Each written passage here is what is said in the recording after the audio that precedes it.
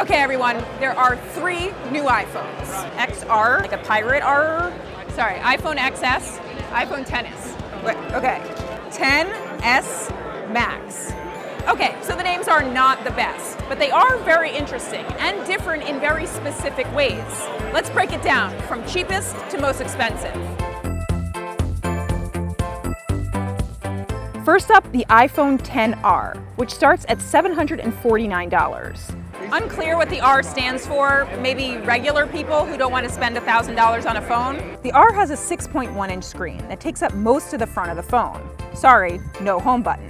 The screen isn't a high-contrast OLED like on the higher-end XS. It only has a single 12-megapixel camera, but it can still do some portrait mode tricks. Apple says the battery life lasts an hour and a half longer than the iPhone 8 Plus. Oh, and it comes in so many colors. Next, the iPhone XS, which starts at $999. The XS is an upgrade to last year's 10. It has the same 5.8-inch OLED screen and Face ID on the front. Apple says the screen is more durable. Should I drop this? Apple's saying don't drop it. There are a few notable hardware updates. First, the camera. There's a new sensor in the dual camera system, improved HDR, and a depth mode so you can manually set the depth of field in portrait mode shots.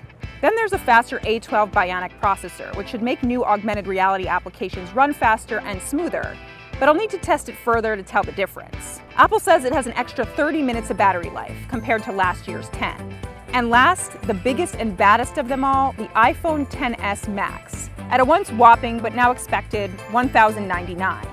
It has most of the same specs as the XS, those same new cameras and processor, but it's all in a way bigger phone.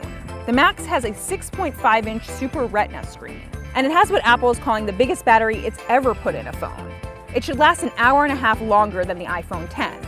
Like the XS, the XS Max will be available in 3 colors. So to recap, the iPhone XR for $749, shipping on October 26th, and the iPhone XS for $999, shipping on September 21st, and the iPhone XS Max for $1,099, shipping on the same day.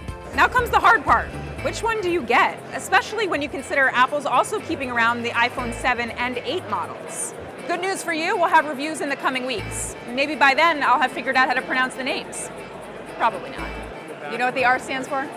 No? Nobody knows what the R stands for.